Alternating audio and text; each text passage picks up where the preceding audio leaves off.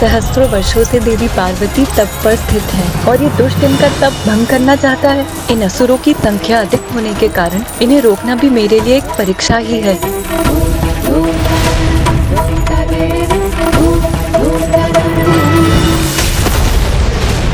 वो अकेले नहीं निपटेंगी इन असुरों से। माता सरस्वती के स्वर से मुझे उनके कोप का आभास हो रहा, किंतु माता करने क्या जा रही है?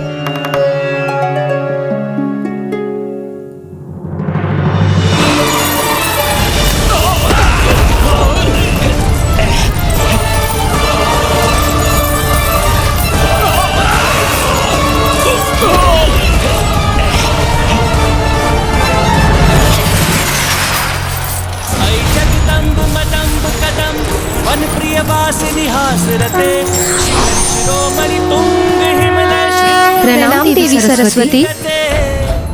अब ये तृतीय देवी कहाँ से उत्पन्न हुई? और ये क्या वीणा? ये देवी संगीत वादन करने जा रही है।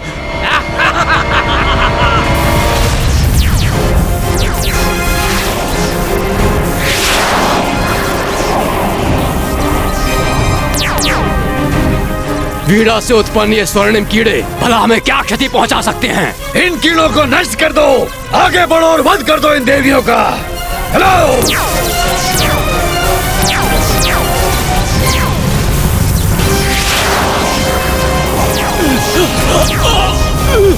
अरे हम तो बंदी बन गए। इन स्वर्णिम कीड़ों ने हमें बंदी बना लिया। मुक्त करो हमें, मुक्त करो हमें।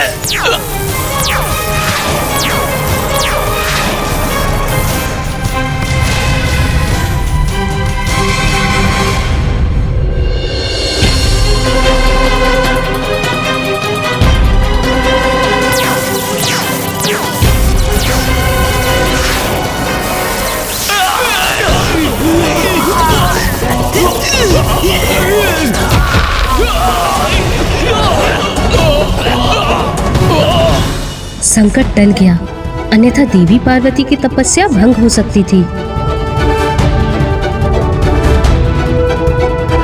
इतने विचित्र किंतु इतने प्रभावशाली अस्त्र शस्त्र मैंने पूर्व कभी नहीं देखे।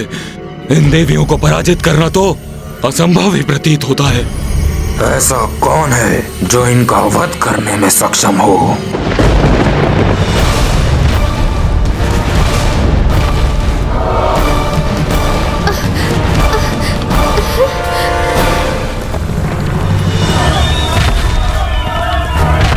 अब कौन आ रहा है यहाँ, जिसके पश्चात से ये भूमि कंपित हो रही है?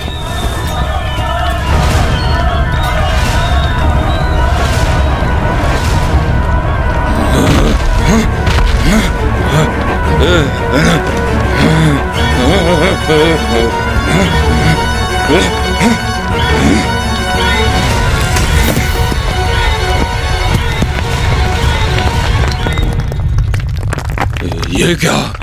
महाराज तारकासुर ने महाअसुर अबुआ को भेजा है।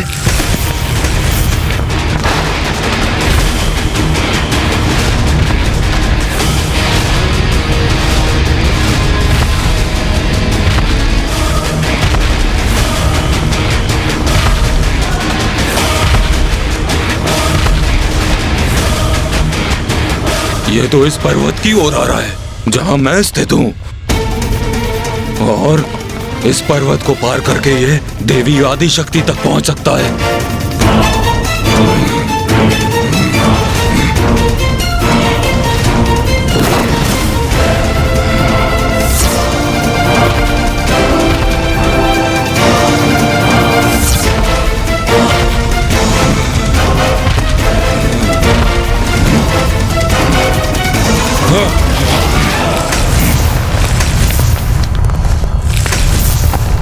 नहीं, पुनः हार नहीं हो सकता मैं।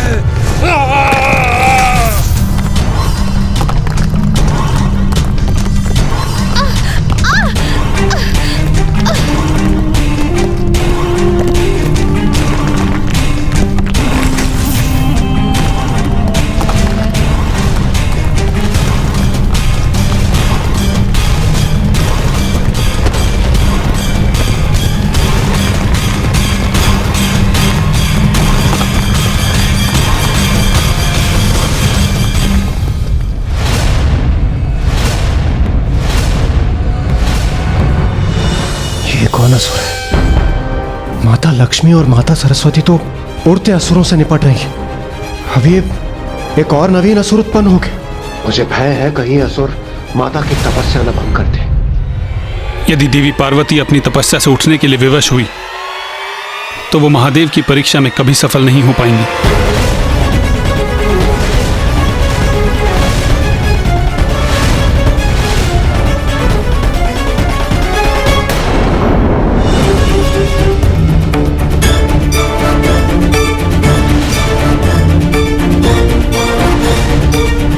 और ये है वो देवी सर्वप्रथम जिसका अंत करना है मुझे।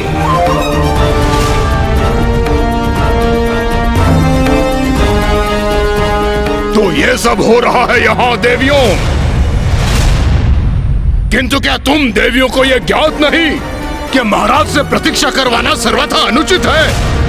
असुर महाराज तारकासुर इस प्रतीक्षा में है कि देवी आदिशक्ति की अंत की सूचना अब आएगी कि तब आएगी, और तुम तुच्छ स्त्रियां अपनी क्रीड़ा से उसमें विलंब उत्पन्न कर रही हो।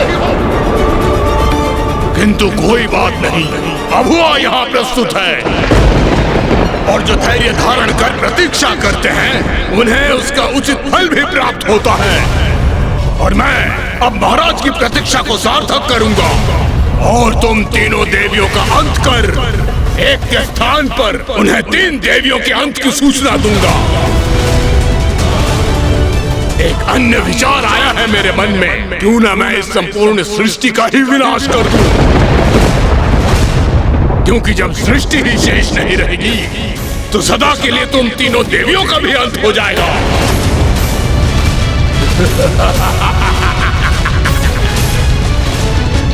विभाजनास्त्र, विभाजनास्त्र।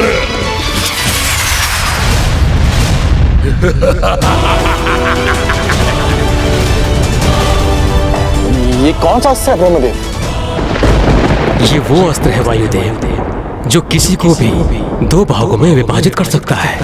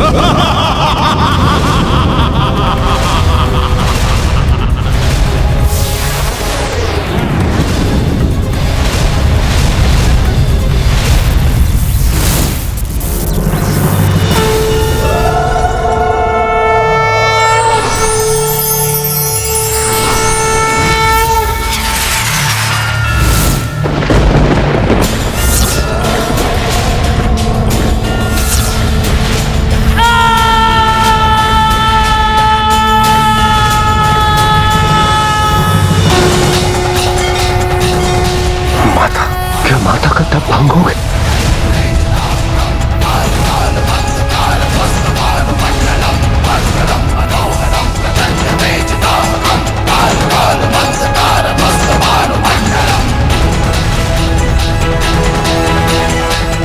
जिसका भय था वही हो, माता की तपस्या भंग हो गई।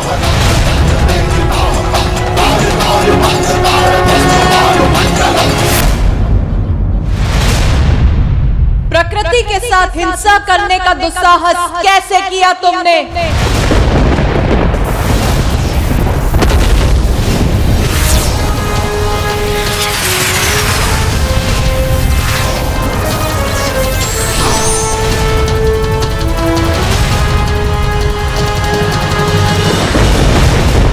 प्रकृति के साथ जो रोष उत्पन्न करता है उसका यही परिणाम होता है, सर्वनाश।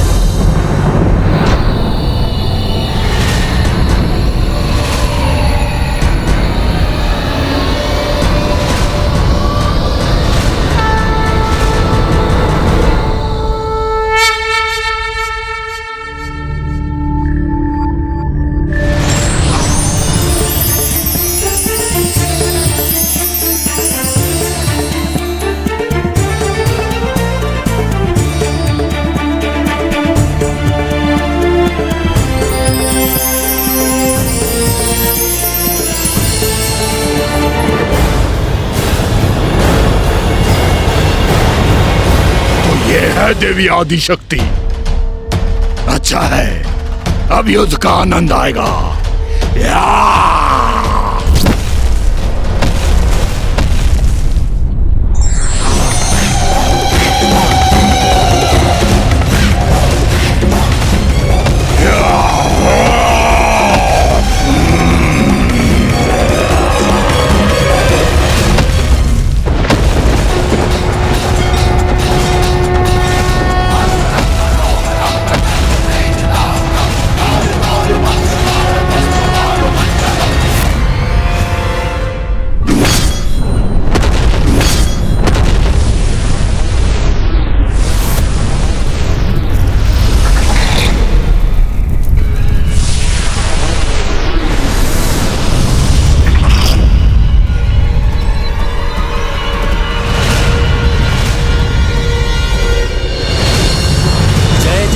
महिषासुरमर्दिनि रम्य कपर्दिनि शैलसुते मधुरे मधुकैटभ गंजनि कैटभ भंजनि रासरते।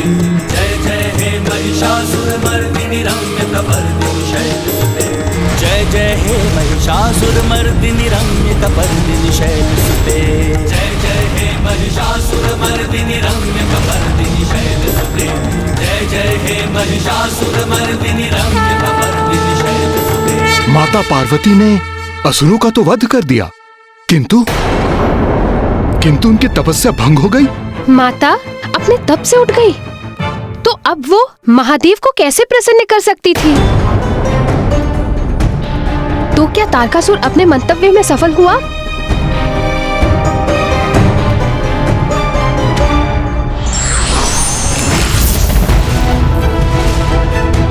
जिसका भय था वही हो, माता की तपस्या भंग हो गई।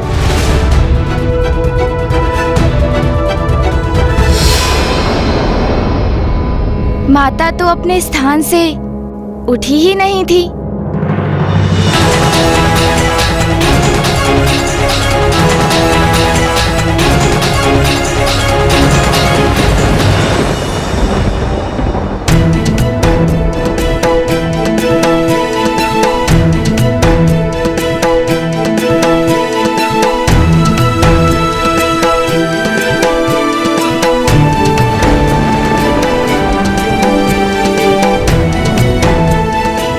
माता, आपने इस असुर रूपी संकट का निवारण किया। आपको कोटि कोटि धन्यवाद। उचित, बहन पार्वती का तप खंडित नहीं हुआ।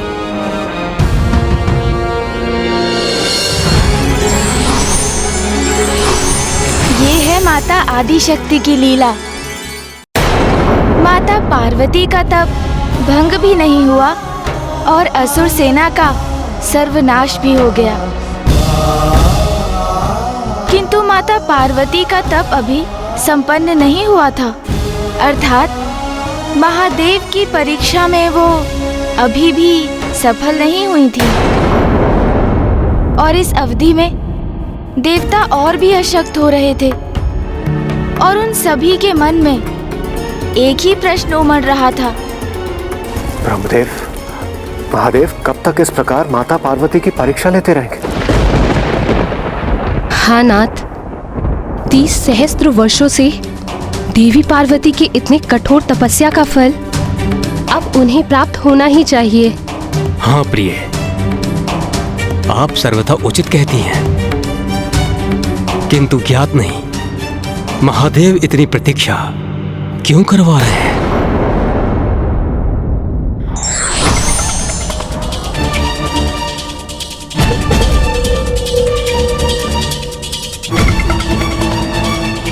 प्रणाम नारायण।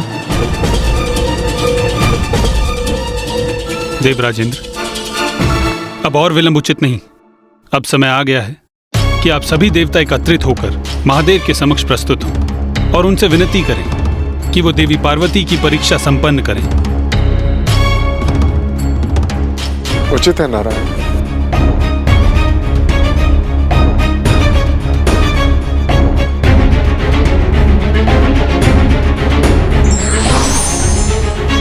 नारायण, हमें भी महादेव से निवेदन करने जाना चाहिए।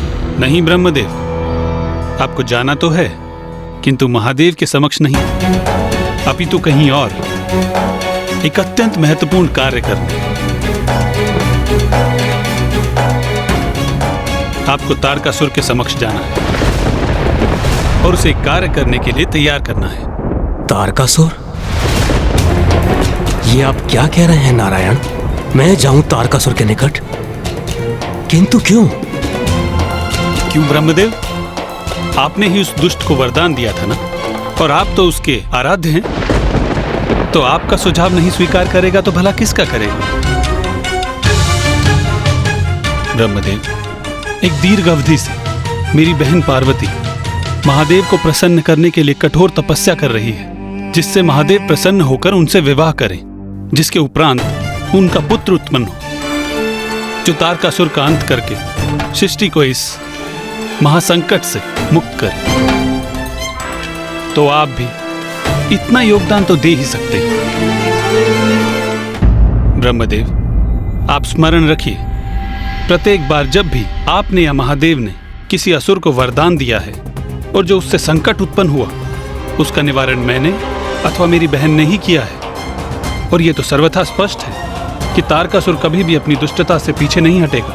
वो महादेव और देवी पार्वती के संयोग की संभावना को मिटाने हेतु वो कोई प्रयास नहीं छोड़ेगा। इसलिए हमें उसके मन को भटकाकर उसकी कुबुद्धि को कहीं और व्यस्त रखना होगा। और ये कार्य आपसे उत्तम कौन कर सकता है?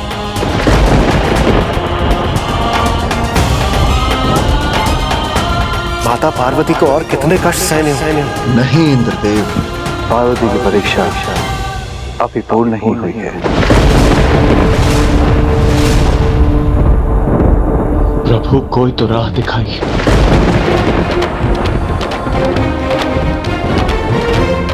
हमसे उनकी अवस्था नहीं देखी जाती प्रभु।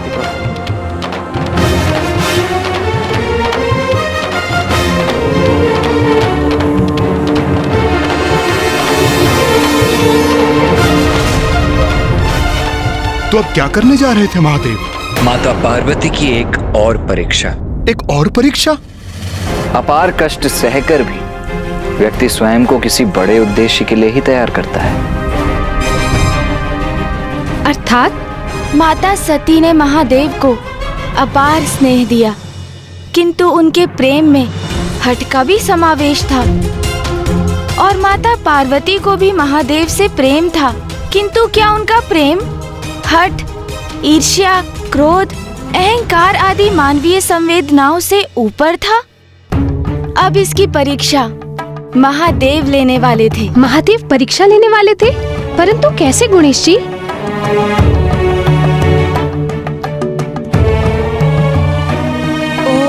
नमः शिवाय, ओम नमः शिवाय, ओम नमः शिवाय, ओम नमः शिवाय।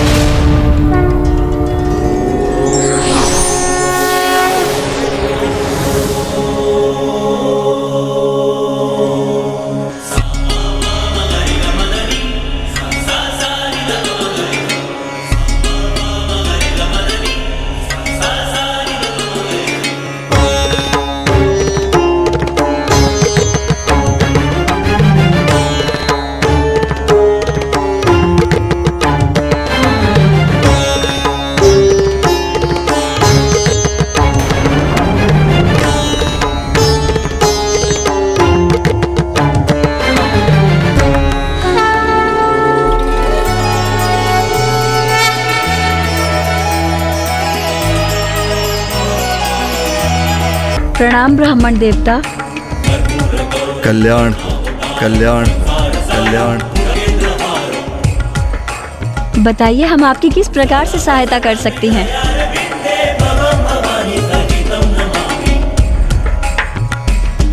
मैं तो एक साधारण ब्राह्मण हूँ जो इस मार्ग से जा रहा था और मुझे एक अद्भुत तेज का आभास हुआ। ऐसा तेज जो एक कठोर तपस्या के बाद ही उत्पन्न हो सकता है। उत्सुकतावश मैं इस ओर खींचा चलाया। आपका अनुमान सर्वथा उचित है ब्राह्मण देवता, महाराज हिमावन की पुत्री देवी पार्वती यहाँ अपना तप कर रही हैं।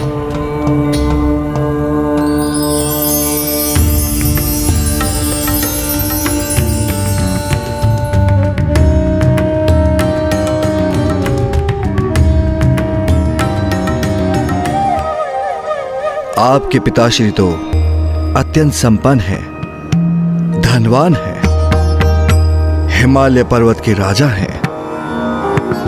आपकी सभी इच्छाओं को क्षण भर में पूर्ण कर सकते हैं।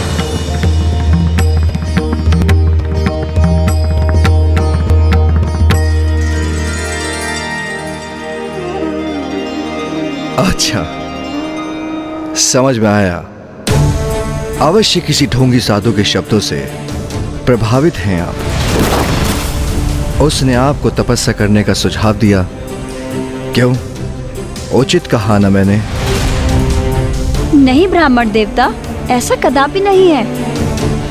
सखी पार्वती तो महादेव को प्रसन्न करने हेतु तो तपस्या कर रही है, जिससे महादेव उन्हें विवाह के लिए स्वीकार कर सके। क्या क्या कहा आपने?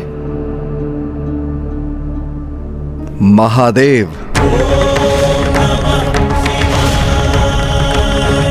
जिस महादेव को प्राप्त करने हेतु आप इतना कठोर तप कर रही हैं, उस अघोरी से भली भांति परिचित हूं मैं। आपका शुभ चिंतक हूं मैं राजकुमारी। कदाचित स्वयं ईश्वर ने मुझे इस मार्ग पर भेज दिया, जिससे आपके समान निष्कपट भोली राजकुमारी को सावधान करा सका। उन महादेव से विवाह करना चाहती हैं आप, जिन्हें विवाह का अर्थ भी ज्ञात नहीं। आपका जन्म संभ्रांत वंश में हुआ। आपके पिता महाराज, आपकी माता महारानी है, किंतु महादेव का जन्म कब, कहां, कैसे हुआ, ये तो आज तक कहीं प्रकट ही नहीं हुआ। एक भिक्षु मात्र है वो स्वयं भोजन नहीं करते, तो अन्य किसी को क्या भोजन देंगे? उनके द्वारा एकत्र की भिक्षा उस कपाल में जो अपने साथ लिए फिरते हैं। अरे आप ठहरी राजकुमारी, आभूषण आपका 16 श्रृंगार है, किंतु वो आभूषण के नाम पे आपको क्या दे सकते हैं? अपने कंठ का सर्प? आपकी मांग सिंदूर के स्थान पर भस्म से सुशोभित करेंगे और राजभवन के स्थान पर आपको कठोर शिलाओं और गुफा वाले कैलाश पर भी रखेंगे। और तो और, कभी भूल से उनका तीसरा नेत्र खुल गया तो आपको भस्म भी कर देंगे।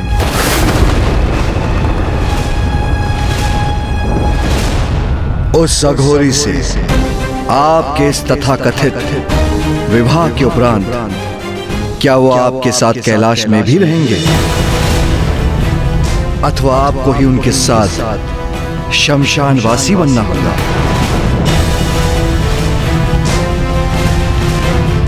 आशा है राजकुमारी कि उनके भूत पिशाच आपको कोई कष्ट न दे। और सुना तो ये भी है कि वो सदा ही खोए रहते हैं, वर्षों तक ध्यान में लीन रहते हैं। और आप तो अभी से मृत पशु के चर्म को अपने शरीर पर धारण करने का अभ्यास कीजिए। और धारण ना भी करें तो उनकी दुर्गंध सहने के लिए तैयार हो जाइए, क्योंकि आपके वो शिव उसे धारण करना नहीं छोड़ेंगे। मैं तो ये समझने में असमर्थ हूं कि आप क्या समझकर महादेव से विवाह कर रही हैं। इतनी सुंदर राजकुमारी हैं आप, महादेव के नाम का जाप कर इतनी कठोर तपस्या कर किस अवस्था में पहुंच गई हैं आप? जिन महादेव के विवाह के पूर्व ही आपकी ये दशा कर दी, वो विवाह के उपरांत आपको क्या सुख देंगे? आपको क्या सुख देंगे? आपको क्या सुख देंगे?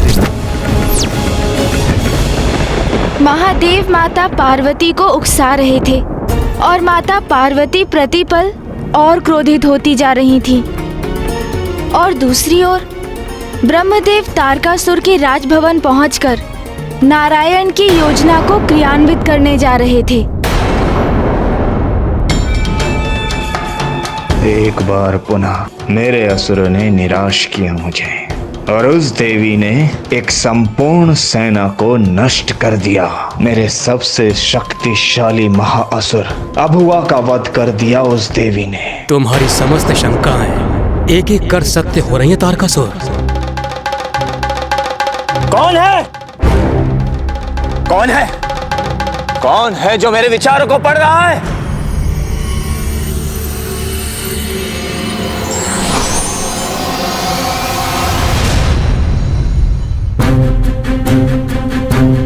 प्रणाम ब्रह्मदेव।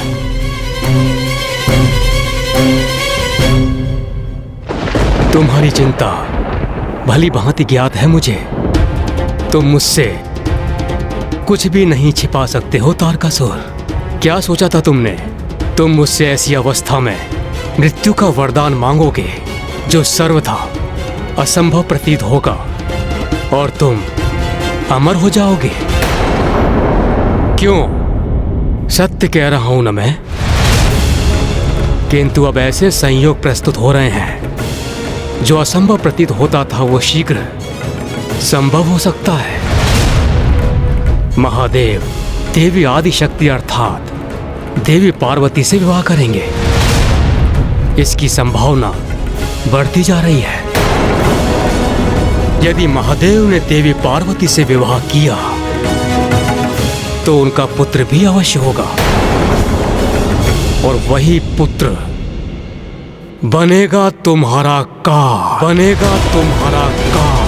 बनेगा तुम्हारा काल हूं तुम्हारा। शीघ्र जन्म लेकर तुम्हारा वध करूंगा मैं।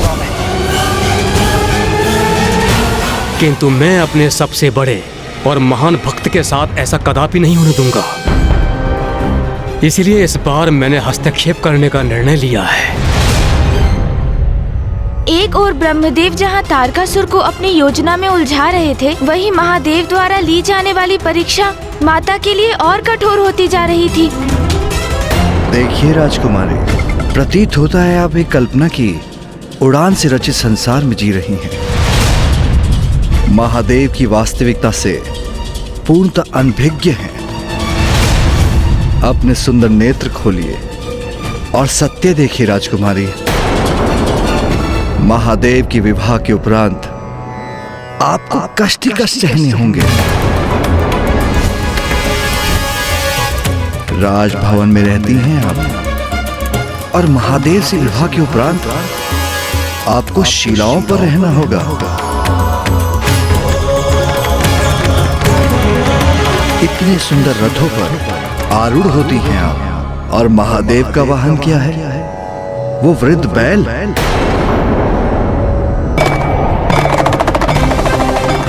आपका और उनका कोई मेल नहीं।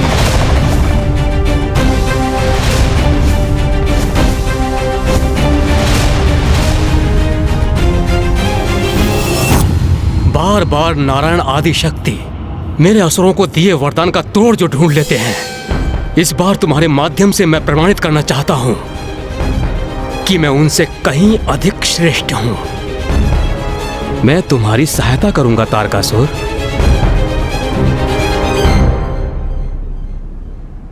स्मरण रहे तारकासुर, आदि शक्ति हैं वो, कोई साधारण देवी नहीं जिनसे तुम सरलता से निपट लोगे। क्या करूं मैं? आप ही मुझे बताइए। स्वयं को सुदृढ़ और सशक्त करो वत्स।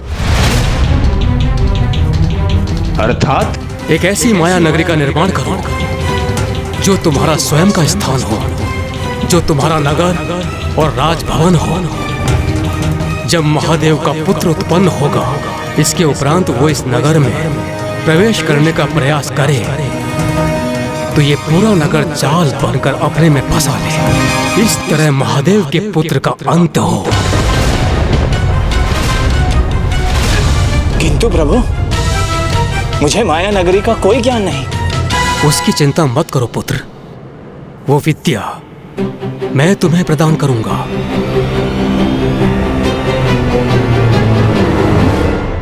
कोटि कोटि धन्यवाद प्रभु आपका।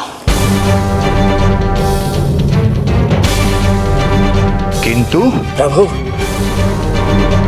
यदि मैं अपनी माया नगरी चला गया तो फिर स्वर्ग का क्या होगा?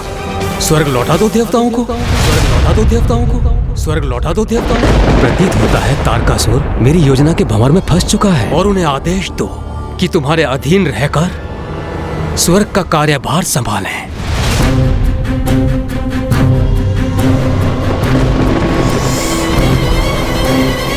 तो उस अवस्था में मुझे ये वरदान दीजिए प्रभु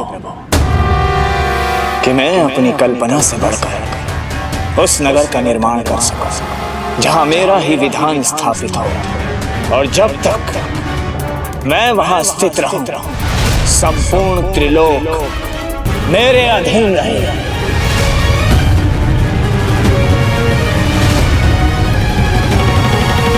तथास्तु, तथास्तु, तथास्तु।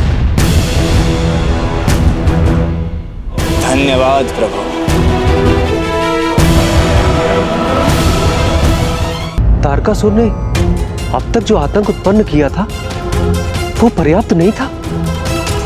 जो ब्रह्मदेव ने उसे एक और वरदान प्रदान कर दिया। महाराज, इस वरदान के पीछे ब्रह्मदेव और नारायण की एक द्विपक्षीय रणनीति थी।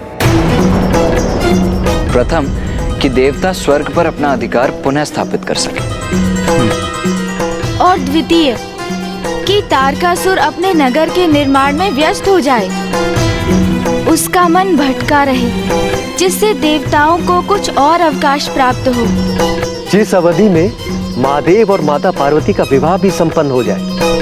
किंतु विवाह के लिए तो सर्वप्रथम माता पार्वती को महादेव की परीक्षा में सफल होना होगा ना? हाँ माता, आप सर्वथा उचित कह रही हैं।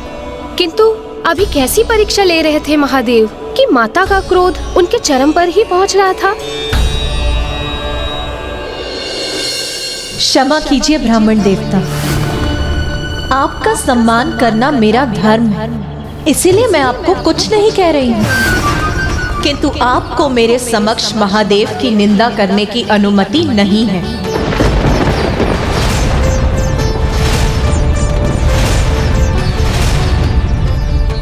ओह, समझा। महादेव ही आपके क्रोध का कारण है। किंतु ये तो होना ही था, क्योंकि क्या कल्पना की थी और क्या सत्य प्रस्तुत हुआ। इतनी कठोर तपस्या व्यर्थ हो गई आपकी। किंतु आप चिंता मत करें राजकुमारी, अच्छे मन से किया गया कर्म कभी व्यर्थ नहीं जाता। महादेव नहीं तो मैं आपके समक्ष।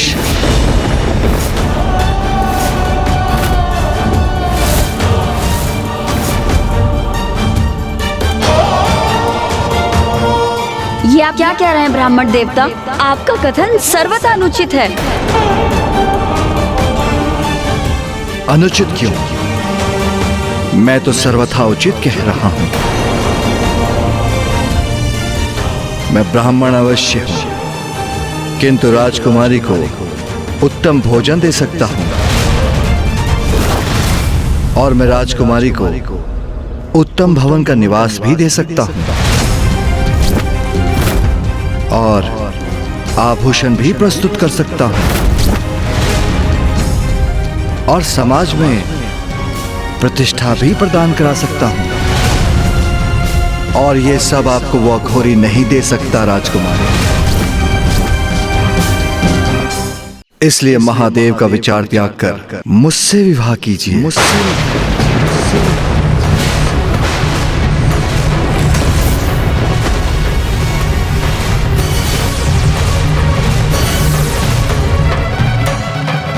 ब्राह्मण देवता, ब्राह्मण देवता, ब्राह्मण देवता, इतना दुस्साहस आपका!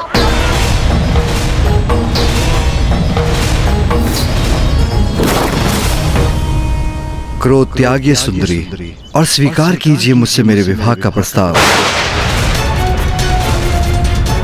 मुझसे भेंट होना तो सौभाग्य था आपका,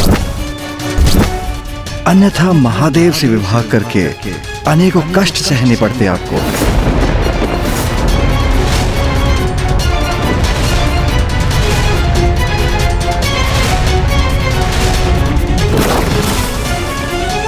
तो कहिए, विवाह करेंगी ना मुझसे? विवाह करेंगी ना मुझसे?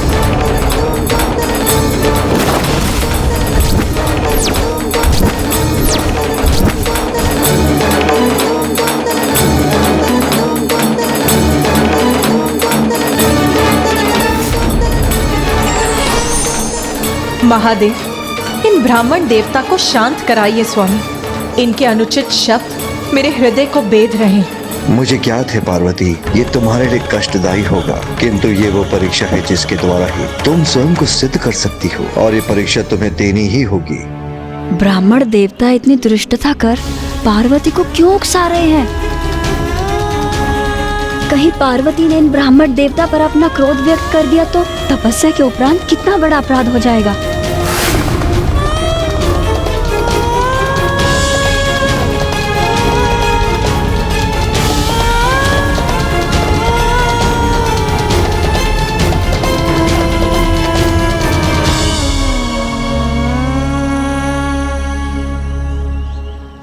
मुख फेरने से क्या होगा राजकुमारी, मैं अपना उत्तर प्राप्त कर कर ही रहूंगा। महाज्ञानी ब्राह्मण हूं मैं। मेरी पत्नी बनकर मेरी सेवा करेंगी तो उद्धार हो जाएगा आपका। पार्वती अपने क्रोध पर नियंत्रण कर रही हैं और ये ब्राह्मण देवता अपने शब्दों से उनकी क्रोध अग्नि में घृत डालने का कार्य कर रहे हैं। ओह, समझा, आप मुझसे अपना मनोहार करवाना चाहती हैं। उचित है, मैं वो भी करूंगा, किंतु आपकी ना कदापि स्वीकार नहीं करूंगा।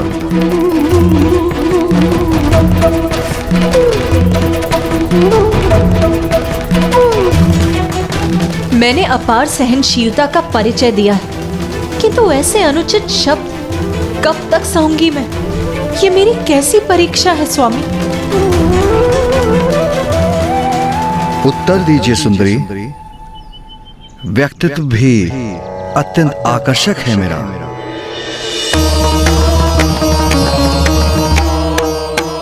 उन अघोर अघोरी महादेव और आपकी जोड़ी की तुलना में तो हम दोनों अनेकों गुण सुंदर दंपति होंगे। बस बस बस। जगदम्ब मदम्ब कदम्ब वन प्रिय वासिनी हासरते शिखर शिरोमणि तुंग हिमलय श्रृंग निजालय मध्य। बहुत आदर सम्मान हो गया है इन ब्राह्मण देवता का, किंतु अब एक क्षण भी यहाँ रुककर इनका अनर्गल प्रलाप और नहीं सहूंगी मैं। जो मेरे स्वामी महादेव की निंदा करेगा वो तो महापाप का भागी होगा, किंतु जो उनकी निंदा का श्रवण करेगा वो भी तो पाप ही करेगा। चलो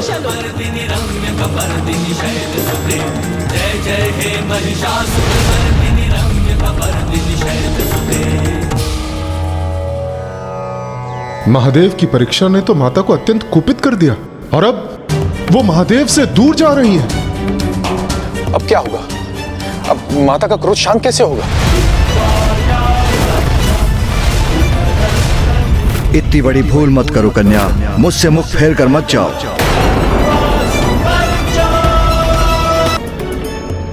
तुम दोनों तो उनकी सखियां हो, तो समझाओ अपनी स्वामिनी को। महादेव उनके योग्य नहीं। महादेव उनके योग्य नहीं। प्रतीत होता है ऐसे शांत नहीं होंगे अब आप। आपका उचित उपचार करेंगे हम। ये अचानक मेरे मन में बेचैनी कैसी?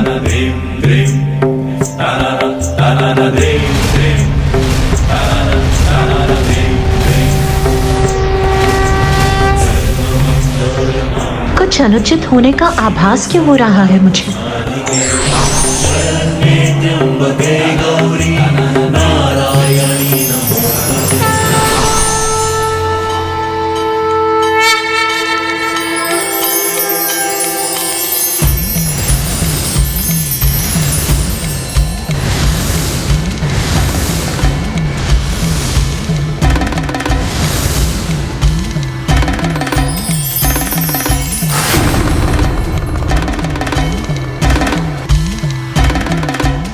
प्रभु।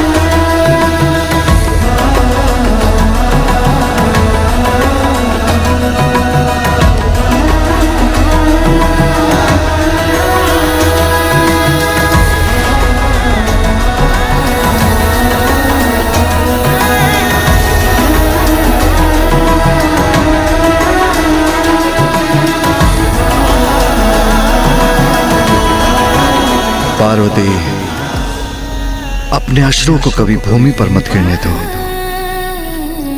ये शुभ नहीं। बहुत कष्ट दिए हैं ना तुम्हें, बहुत कठोर परीक्षा ली है ना तुम्हारी।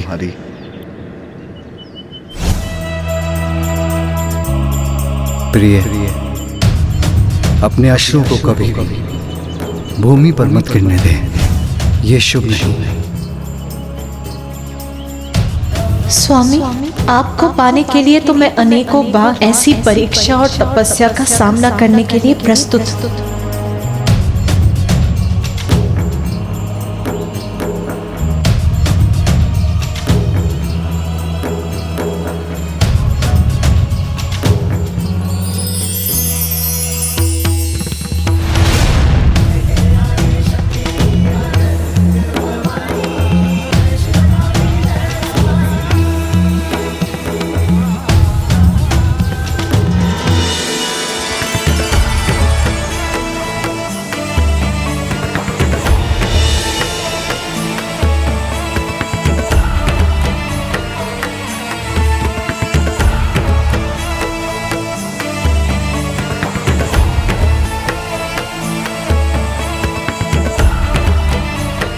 पार्वती, मैंने तो तुम्हें खो दिया था, किंतु आज तुमने मुझे पुनः पा लिया।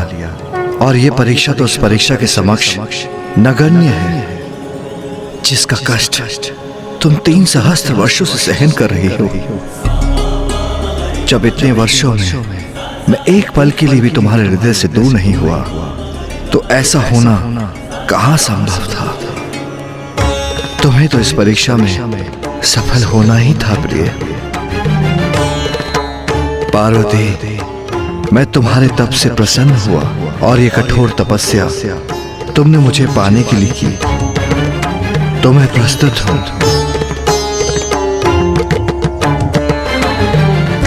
तो आओ, अब हम अपना विवाह संपन्न कर लें।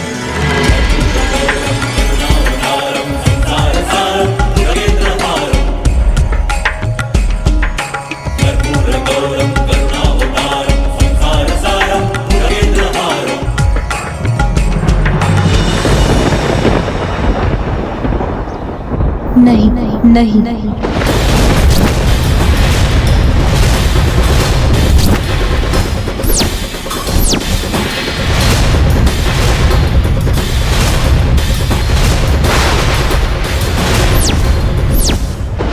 माता पार्वती ने महादेव का प्रस्ताव अस्वीकार कर दिया, किंतु क्यों?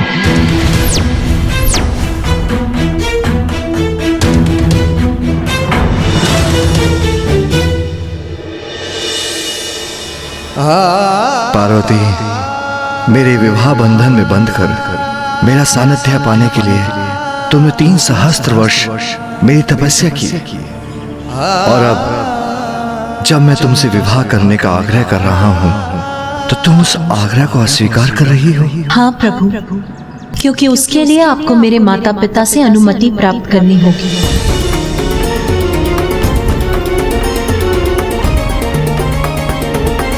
तुम आदि शक्ति हो, स्वयं प्रकृति हो, मैं निर्गुण हूं, निराकार हूं। अपने भक्तों की भलाई के लिए हम आकार धारण करते हैं, जिससे शक्ति और शिव का संयोग बना रहे। तो फिर इस दिव्य घटना हेतु मुझे किसी की अनुमति की भला क्या आवश्यकता? प्रभु, सत्य है, आप परब्रह्म परमेश्वर हैं और मैं स्वयं प्रकृति हूँ। किंतु इस जन्म में मैं शैलपुत्री हूँ, इसीलिए अभी भी अपने माता पिता के बंधन से बंधी हूँ। मैं ब्रह्मचारिणी हूँ, अर्थात विवाह के पूर्व मैं अपने पिता की पुत्री हूँ। इसीलिए अपने माता पिता के सम्मान का ध्यान रखना मेरा धर्म है। प्रभु, आपके मेरे मांग में सिंदूर भरने और मेरे कंठ में मंगलसूत्र पहनाने के उपरांत ही मैं आपकी अर्धांगिनी बनूंगी। इसलिए विवाह हेतु मेरे पिता से मेरा हाथ मांगना आपके लिए अनिवार्य है। उनकी अनुमति के बिना मैं आपसे विवाह करने में असमर्थ हूँ।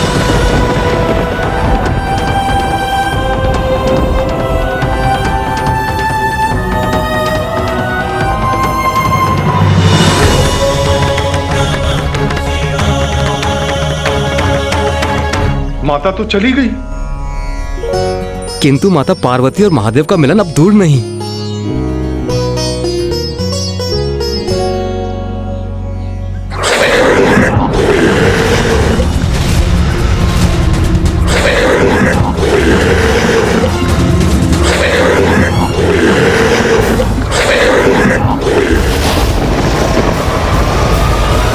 कौन हो तुम? भट्टासुर, संदेश वाहक हूं तारकासुर का,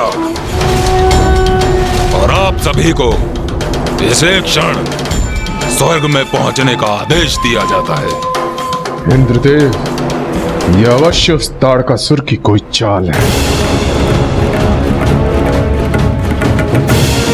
तुम्हारे महाराज तारकासुर ने स्वर्ग पर अनुचित अधिकार अवश्य स्थापित किया है, किंतु स्मरण रहे, वो हमारा राजा नहीं है। जाओ, जाकर कह दो उससे हम कदापि नहीं आएंगे। महाराज का निमंत्रण तो अस्वीकार कर सकते हैं आप, किंतु ब्रह्मदेव का आमंत्रण भी ठुकराएंगे आप देवराज। ब्रह्मदेव स्वर्ग में महाराज तारकासुर का मार्गदर्शन कर रहे हैं, और उनका आदेश है कि आप सभी देवता इसी क्षण स्वर्ग में प्रस्तुत हों। ये मेरा महाराज तारकासुर का निर्णय है कि तुम देवताओं को पुनः स्वर्ग में निवास करने की अनुमति देता हूं।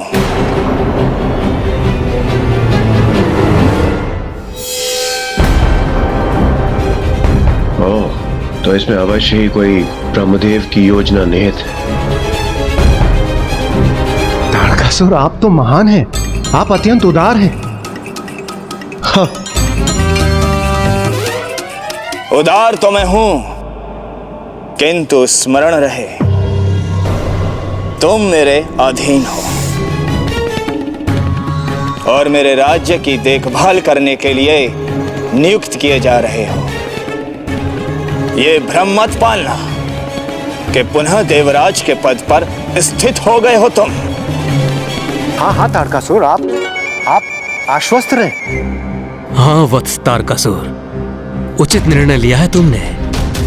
यहाँ का दायित्व देवताओं को सौंपकर इन तुच्छ कार्यों के लिए तुम्हें अपनी ऊर्जा व्यर्थ करने की आवश्यकता नहीं है। उचित कह रहे हैं आप ब्रह्मदेव, ये तुच्छ कार्य तो देवता ही करेंगे, और मेरा ध्यान केंद्रित होगा मेरी मायावी नगरी शोणितपुर के निर्माण पर। जिसका कल आज मेरी एवं मेरे असुर वीरों की प्रतीक्षा कर रहा है, जहां अब हमें जाना ही होगा।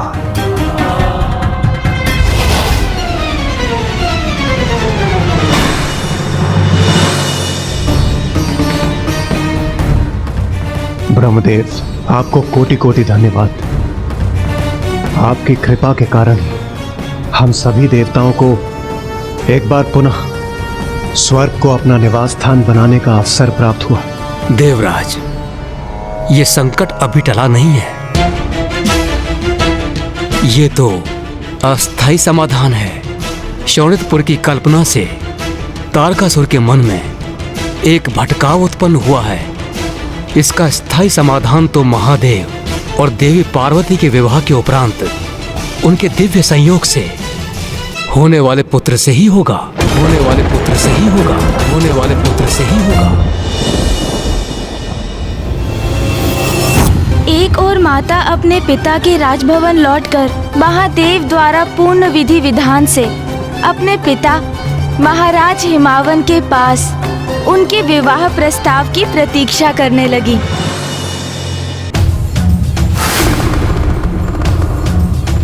और दूसरी ओर वहां कैलाश में समस्त देवता बड़े ही सहज भाव से महादेव के पास ये विनम्र निवेदन लेकर पहुंचे कि वो महाराज हिमावन के पास माता पार्वती से अपने विवाह का प्रस्ताव भेजे। महादेव, कृपा कर और विलंब मत कीजिए। हाँ महादेव, देवी पार्वती अपने पिता के वहाँ लौटकर प्रतिदिन प्रतिपल इसी प्रतीक्षा में होंगी कि आप कब उन्हें वहाँ लेने के लिए पहुँचेंगे। आप महादेव हैं, आप तो सभी विधि विधान से ऊपर हैं, किंतु देवी पार्वती को तो उनका पालन करना होगा।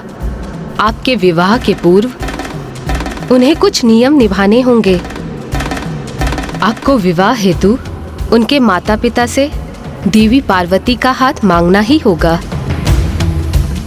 शिव शक्ति के संयोग में अब विलंब नहीं होना चाहिए, किंतु मैं स्वयं जाऊं, उनके पिता से उनका हाथ मांगू?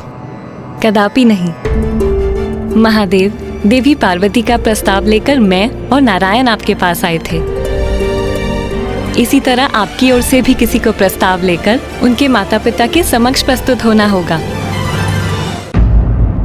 माता लक्ष्मी के सुझाव अनुसार महादेव की ओर से उनके विवाह का प्रस्ताव लेकर सप्त ऋषि वशिष्ठ और उनकी पत्नी देवी अरुंधति वहां पहुंच गए। शैलराज, हम आपकी कन्या देवी पार्वती के लिए एक अत्यंत शुभ प्रस्ताव लेकर उपस्थित हुए हैं।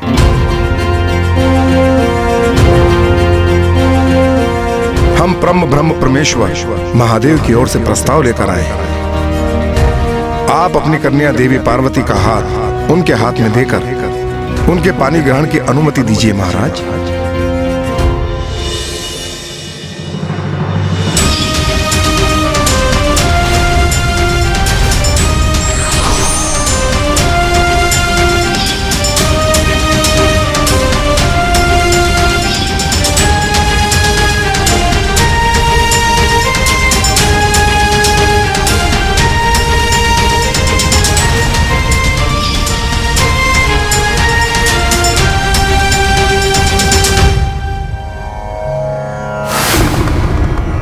सप्तऋषि अभी तक लौटे नहीं, उन्हें आने में इतना विलंब क्यों हो रहा है? नारायण, मेरे विवाह का प्रस्ताव आपको लेकर जाना चाहिए था, क्योंकि आपके शब्दों का सम्मोहन सभी को अपने वश में कर लेता है। आप पार्वती के माता पिता से मिलते तो सहज ही विवाह का प्रस्ताव मान लेते। क्षमा कीजिएगा महादेव, देवी पार्वती मेरी बहन है। उनके विवाह का प्रस्ताव लेकर आपके पास आना मेरा कर्तव्य था, किंतु आपके विवाह का प्रस्ताव लेकर उनके पास जाना मेरे लिए उचित नहीं होगा, क्योंकि मैं तो वधू पक्ष से हूं ना। किंतु आप चिंता क्यों कर रहे हैं महादेव? कहीं आपको यह संशय तो नहीं हो रहा कि आपके भावी ससुराल पक्ष वाले आपका प्रस्ताव अस्वीकार तो नहीं कर देंगे? महादेव,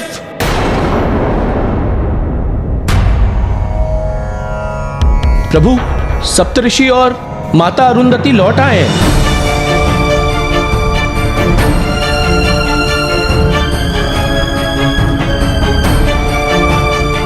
ऋषि वशिष्ठ, सब कुशल मंगल हो गया ना? आप सब लोग शांत क्यों हैं? क्या हुआ?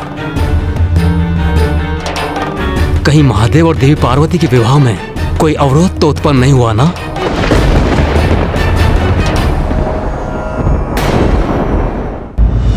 महाराज हिमावन तो ये प्रस्ताव सुनकर अत्यंत प्रसन्न थे,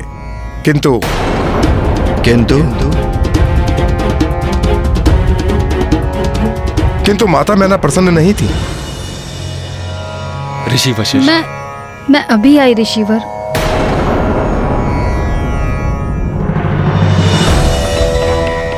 देवी मैना,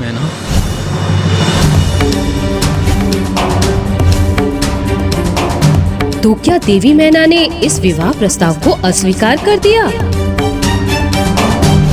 नाथ, आपको तो भली भांति ज्ञात है, उसने तप करने का हठ किया तो मैंने हृदय कठोर कर उसे जाने दिया, किंतु अब जब वो इतने दीर्घ समय के उपरांत लौटी है तो इतनी शीघ्र स्वयं से दूर जाने की अनुमति उसे कैसे दे दूं? देवी मैना, हमारी पुत्री पार्वती ने इतना कठोर तप किया है और अब उसका उचित परिणाम हमारे समक्ष है और उसे हमें स्वीकार करना ही होगा। पुत्री मैना, महाराज हिमावन,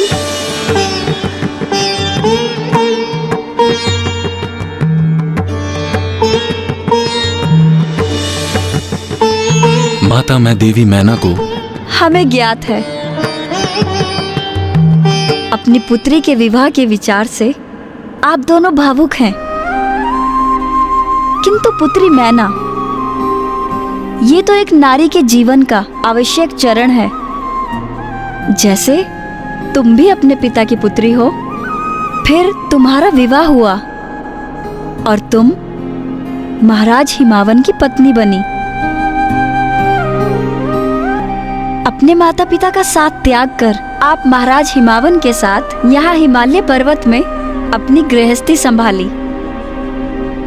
ये तो एक ना एक दिन होना ही है ना? हाँ देवी मैना, माता उचित कह रही हैं और हमें ये भी नहीं भूलना चाहिए कि तुमने हमारी पुत्री पार्वती को एक विशेष प्रयोजन हेतु जन्म दिया है और उसकी नियति उसकी प्रतीक्षा कर रही है।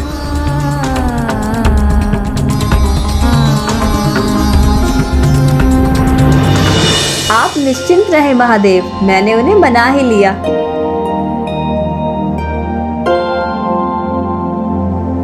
मैंने कहा था ना, मेरी पुत्रवधू अरुंधति का जाना लाभप्रद हुआ।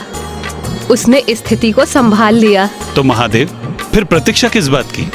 अब तो आप बारात ले जाने के लिए तैयारी कीजिए। महादेव, अब विलंब अनुचित है। महाराज हिमावन और माता मैना कन्यादान करने के लिए आतुर हैं। मेरे प्रभु का विवाह होने वाला है। हर हर महादेव।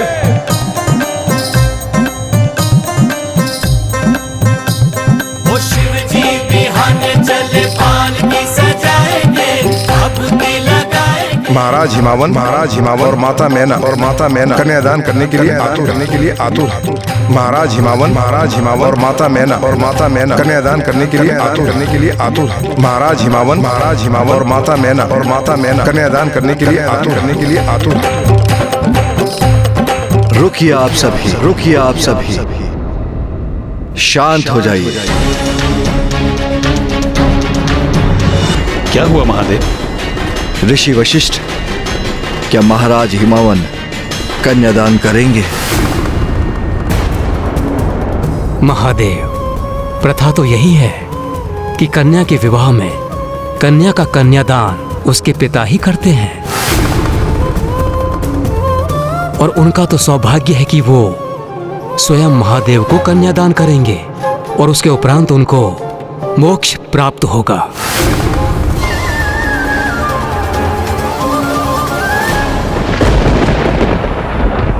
किंतु मैं कुछ भी समझने में असमर्थ हूं। क्या हुआ? आप सभी की चिंता का कारण क्या है? महाराज हिमावन और देवी मैना ने यदि महादेव को कन्यादान किया तो उसके पुण्य के प्रताप से उन्हें उसी पल मोक्ष प्राप्त हो जाएगा और यदि ऐसा हुआ तो संसार से हिमालय अदृश्य हो जाएगा। और हिमालय तो संसार की तपोस्थली है। यदि वो अदृश्य हो गया तो सब ऋषि मुनि कहाँ तप करेंगे? ये कैसे असमंजस की स्थिति उत्पन्न हो गई थी ब्राह्मण देवता? अब तो सब कुशल होना चाहिए था ना? इतनी कठोर तपस्या की थी माता ने। जब उसका सुफल प्राप्त करने का समय आया तो उनके मनोरथ में एक और विघ्न आ गया। तो क्या इस उलझन को सुलझाने का कोई उपाय नहीं था?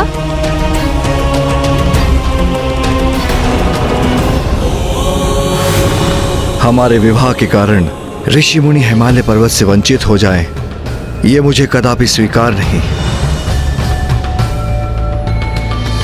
और देवी पार्वती जो स्वयं प्रकृति है, उन्हें भी कहां स्वीकार होगा कि उनके कन्यादान करने से हिमालय पर्वत संसार से लुप्त हो जाए।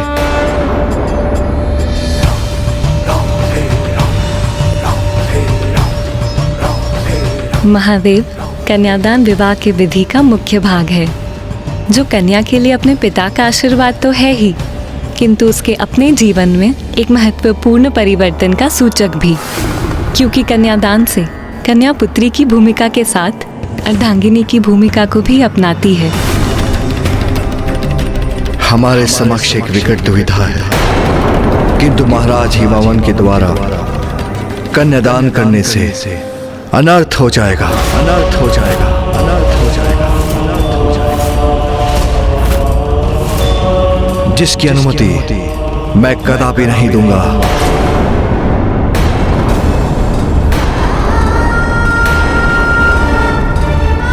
ऋषिवर, इस समस्या का फिर क्या समाधान हो सकता है?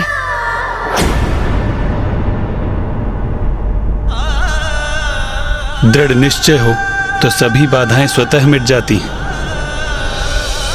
दुविधाओं का अंत होता है और उद्देश्य प्राप्ति का मार्ग प्रशस्त हो जाता है।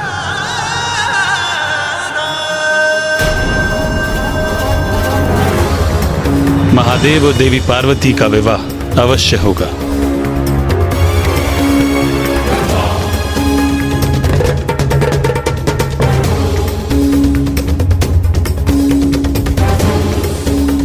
नारायण, किंतु कन्यादान?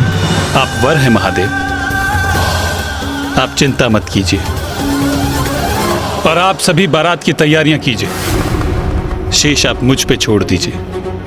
मुझे ज्ञात है कि इस समस्या के निदान के लिए कौन उपयुक्त है। नारायण नारायण। प्रणाम देव ऋषि नारद। पधारिए देव ऋषि नारद, आसन ग्रहण कीजिए।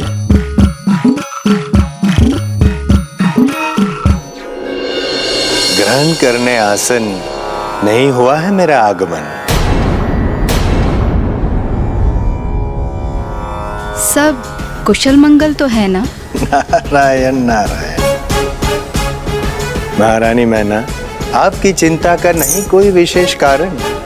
देवादिदेव महादेव और देवी पार्वती का अवश्य होगा लगन। महारानी मैना, अभी अभी मैं कैलाश से ही आ रहा हूं और वहां भी अत्यंत उत्साह है। सभी मैं और सभी उत्साहित होकर बारात की तैयारी कर रहे हैं बड़े उमंग से।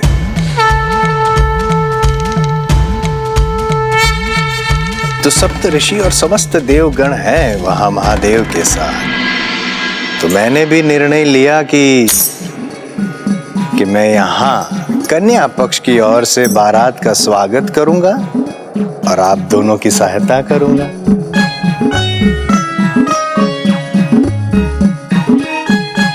आपके इस शुभ विचार से हम कृतार्थ हुए देव ऋषि नारद। इस शुभ अवसर पर आप हमारे साथ हैं, ये हमारा परम सौभाग्य है। नारायण नारायण। माता मैना, देवी पार्वती तैयार हो चुकी हैं। चलिए देवर्षि नारद, मेरे साथ चलकर पुत्री पार्वती को आशीष देने की कृपा करें। अवश्य। आइए आइए।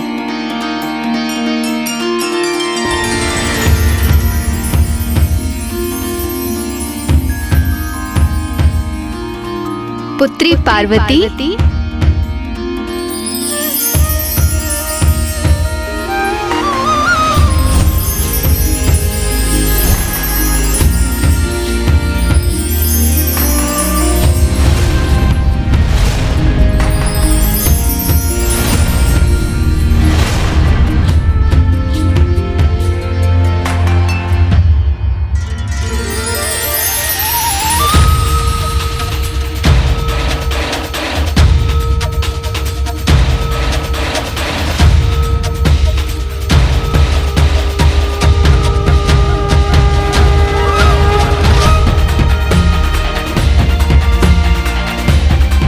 सुंदर, अति सुंदर, अद्भुत। पुत्री पार्वती, कितनी सुंदर लग रही हो तुम।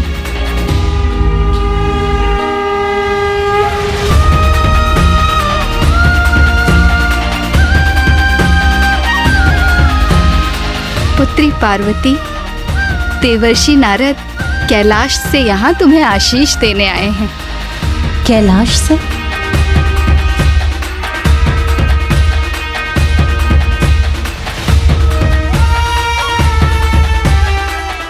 प्रणाम देवर्षि। स्वयं माँ आदि शक्ति ने पुत्री के रूप में जन्म लिया है आपके घर। प्रणाम माता आदि शक्ति। प्रणाम। आपका कल्याण हो देवी पार्वती। नारायण नारायण, भूल गया। आपके लिए एक विशेष भेंट लाया हूं मैं कैलाश से। भेंट? कैलाश से?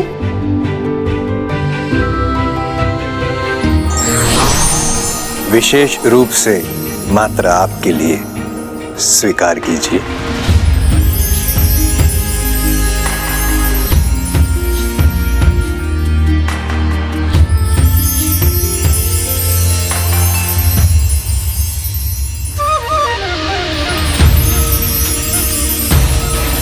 कितना सुंदर प्रतीक भेजा है मेरे जमाता ने पुत्री पार्वती के लिए। अपनी पुत्री के प्रति इतने अपार स्नेह का प्रतीक देखकर मेरा हृदय गदगद हो रहा है। अवश्य ही जमाता पुत्री पार्वती को सदैव सुखी रखेंगे, उपहारों की वर्षा कर देंगे उस पर।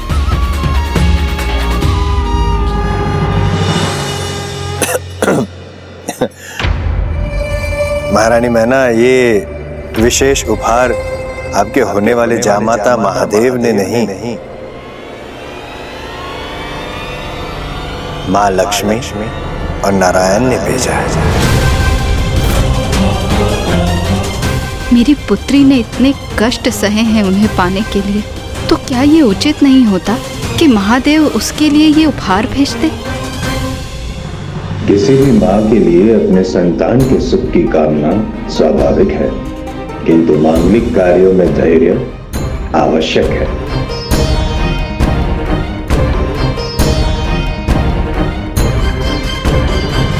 किंतु देव ऋषि योजना के अनुसार वहाँ पहुँचे थे ना ब्राह्मण देवता, फिर उसमें कुछ अनुचित कैसे हो सकता था?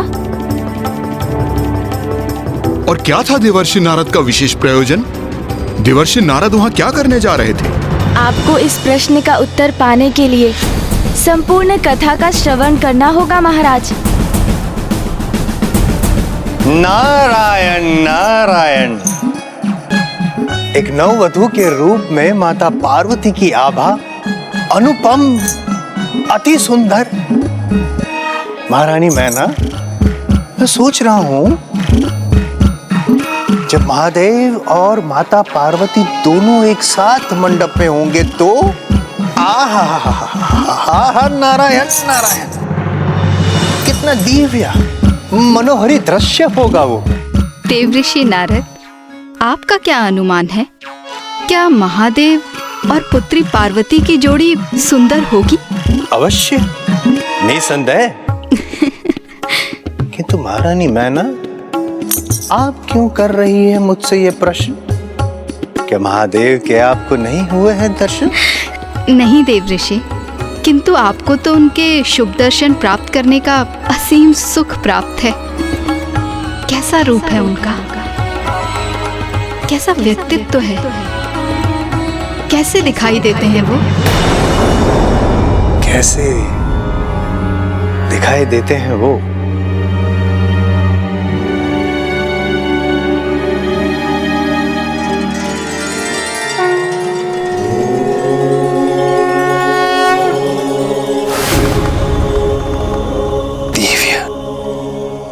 दिव्य है वे, दिव्यता की प्रतिमूर्ति है वे, जिनकी जटाओं को स्वयं चंद्र सुशोभित करते हैं, जिनका मस्तक चमकता है उनके दिव्य तेज से। मित्रों की ऐसी पैनी दृष्टि है जो आत्मा में उतरकर अंतर के सभी रहस्य को ज्ञात कर लेती है।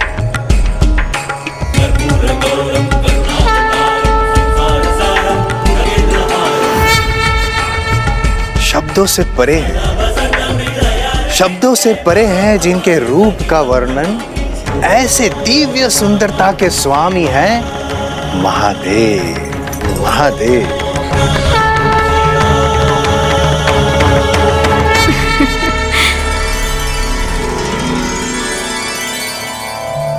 उनके समान दिव्य और सुदर्शन भला और कौन हो सकता है इस संसार में? महारानी मैना बारात द्वार पर पहुंच गई है। महारानी मैना शीघ्र अति शीघ्र आपको दर्शन होंगे, शुभ दर्शन होंगे महादेव के, और आपको ज्ञात होगा कि ऐसे जामाता को प्राप्त करना आपका कितना बड़ा सौभाग्य है।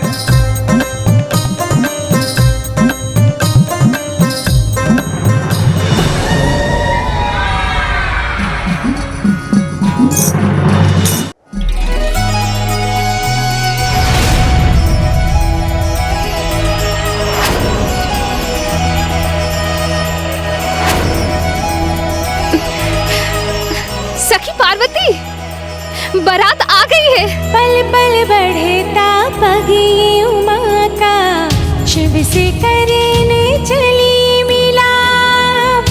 अनुपम ये संयोग अनोखा, होगा वे ये पुनर्मिलन। व्याकुल हृदय और नैना, पार्वती शिव मिलेंगे आज। कितनी सुंदर और भव्य बारात है। इस बारात के दर्शन यहीं से कर लेते हैं। पार्वती शिव मिलेंगे आज, पार्वती शिव मिलेंगे आज।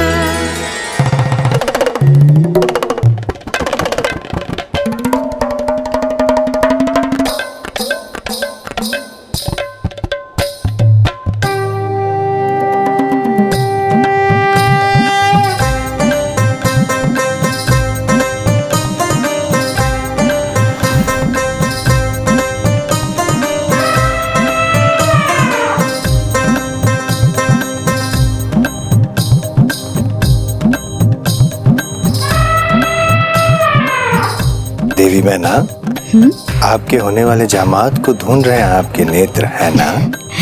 हाँ देवर्षि नारद, आपके मुख से उनकी इतनी प्रशंसा सुनकर मैं उन्हें देखने के लिए अति आतुर हो रही हूँ।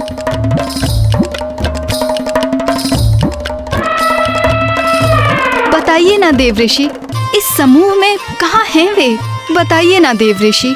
मेरे मुख से इतनी प्रशंसा सुनी है आपने अपने होने वाले जामाता की, तत्पश्चात भी आप मुझे पूछ रही हैं? जरा उधर देखिए, खुद ढूंढिए, पहचानिए। अवश्य देवऋषि।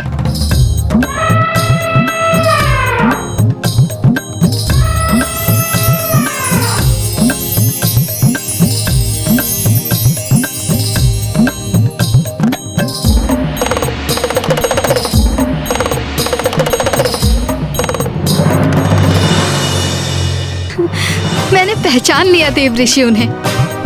कौन? वो देखिए देवऋषि, जो अत्यंत आकर्षक व्यक्तित्व के स्वामी हैं, जिनकी चाल इतने आत्मविश्वास से भरी है, जिनका मुख इतना सुंदर है, अवश्य वही महादेव होंगे, है ना?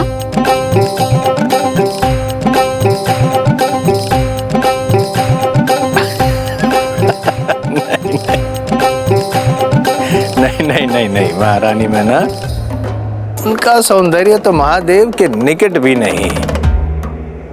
वे हंसराज हैं, गंधर्वों के राजकुमार और महादेव के प्रिय भक्त। ओह,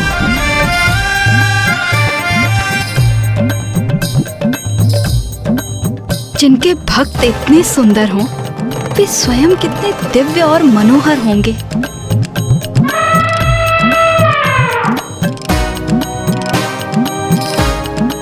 जिनकी जटाओं को स्वयं चंद्र सुशोभित करते हैं।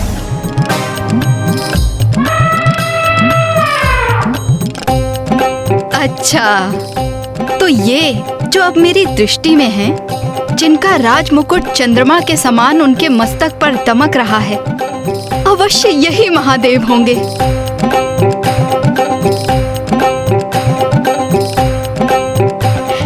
है ना?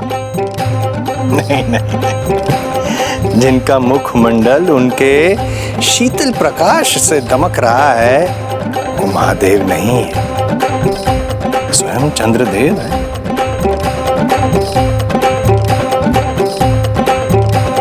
कैसा अनुपम सौंदर्य है चंद्रदेव का, जो स्वयं मेरे होने वाले जामाता की जटाओं में सुशोभित हैं। तब तो महादेव अवश्य ही और भी सुंदर होंगे।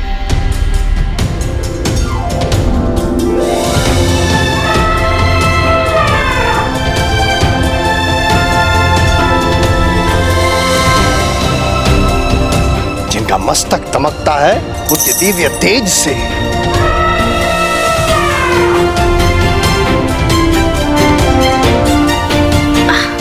तो क्या वो महादेव है जिनका अपार तेज सबसे अधिक मुखरित है?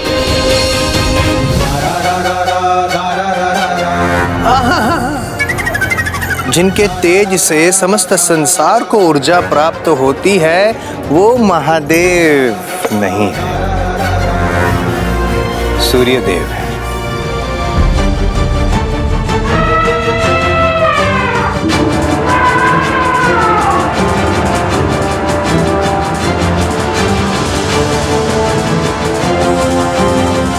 अच्छा, तो अवश्य यही जिनके व्यक्तित्व से ऐसा अनूठा आत्मविश्वास झलक रहा हो, अवश्य यही महादेव हो सकते हैं।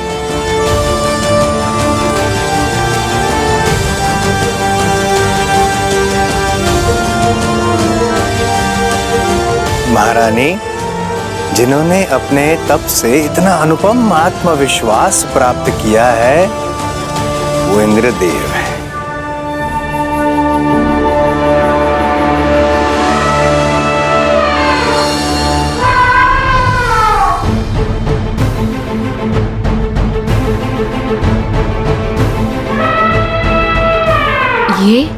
ये मैं क्या देख रही हूँ?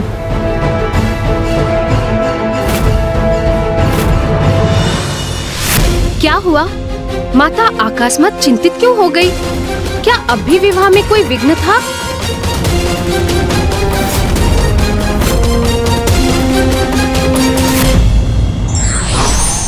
किसी भी माँ के लिए अपने संतान के सुख की कामना स्वाभाविक है, किंतु मांगलिक कार्यों में धैर्य आवश्यक है।